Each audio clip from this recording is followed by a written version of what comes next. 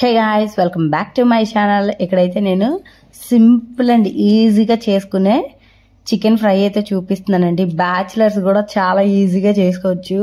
ఇంట్లో ఉండే వాటితోనే చాలా అంటే చాలా సింపుల్గా చేసుకోవచ్చు అండి. దానికోసం అయితే ముందు ఒక టూ ఆనియన్స్ అయితే చాప్ చేసుకున్నానండి. ఫస్ట్ కడాయి పెట్టుకొని ఆయిల్ వేసుకొని ఆనియన్స్ వేసుకొని అవి కొంచెం ఫ్రై అయిన తర్వాత ఒక 2 పచ్చిమిర్చి వేసి అవి కూడా ఫ్రై అయిన తర్వాత ఆనియన్ గోల్డెన్ బ్రౌన్ వచ్చిన తర్వాత కొంచెం అల్లం వెల్లుల్లి పేస్ట్ అయితే వేసుకోవాలండి. అది కూడా వేసుకొని అది ఇంకొంచెం ఫ్రై అయిన తర్వాత ఆల్రెడీ మనం చికెన్ కడిగి క్లీన్ చేసి ఉంచుకోవాలన్నమాట. నేనైతే మేము టోటల్ 1 కేజీ తెచ్చా.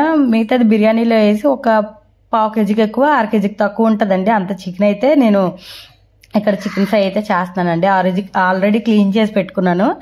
ఆ చికెన్ అయితే వేసి ఒకసారి కలుపుకొని మూత పెట్టేసి లో టు మీడియం ఫ్లేమ్లో పెట్టుకోవాలండి. ఆ చికెన్లో ఉండే వాటర్ అంతా రిలీజ్ అవుతుంది కదా, ఆ వాటర్కే ఉడికేస్తుందండి చికెన్. ఫారిన్ కోడ్ అని ఒకటి, ఇంకా అదే పెద్ద కోడ్ అని ఒకటి ఉంటుంది కదండి. పెద్ద కోడ్ అయితే చాలా ఎక్కువ టైం పడుతుంది ఉడకడానికి. ఫ్రై అది వాటర్ వేస్తేనే ఉడుకుద్ది అనమాట.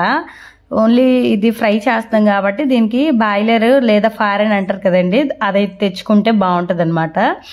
ఇంక ఇదిగోండి లో టు మీడియం ఫ్లేమ్లో పెట్టుకుని ఒక 5 మినిట్స్ అలా ఉంచితే వాటర్ అయితే రిలీజ్ అవుతుంది. తీసి ఒకసారి కలుపుకొని మళ్ళీ మూత పెట్టేసి అలాగా సిమ్లోనే ఆ వాటర్కి ఉడికించేస్తాం కాబట్టి అలానే సిమ్లో పెట్టి అలాగా కుక్ చేసుకోవాలండి.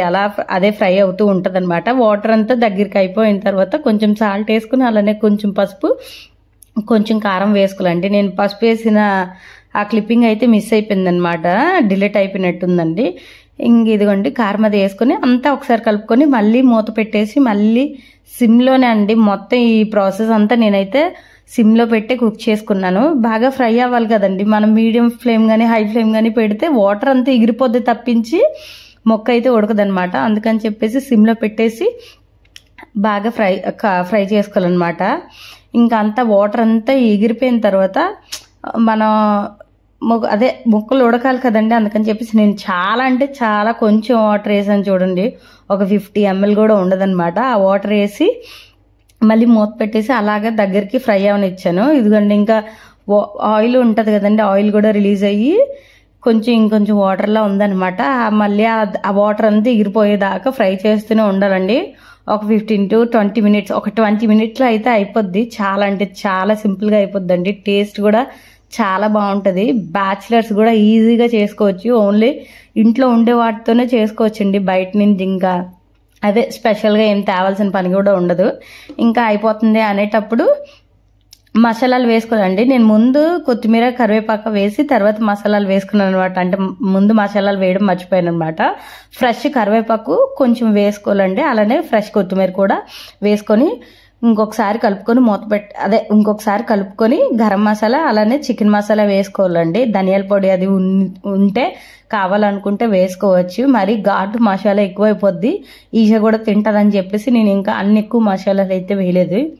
ఇంక ఇదిగోండి ఇక్కడైతే చికెన్ మసాలా వేసాను, అలానే గరం మసాలా వేసానండి. చాలా అంటే కొంచెం వేసుకున్నాను కానీ అదే సరిపోద్ది అనమాట. అంటే గ్రేవీ అది పెట్టాం కదండి, దగ్గరికి ఫ్రై చేసేస్తాం కాబట్టి ఆ మసాలాలు సరిపోతాయి.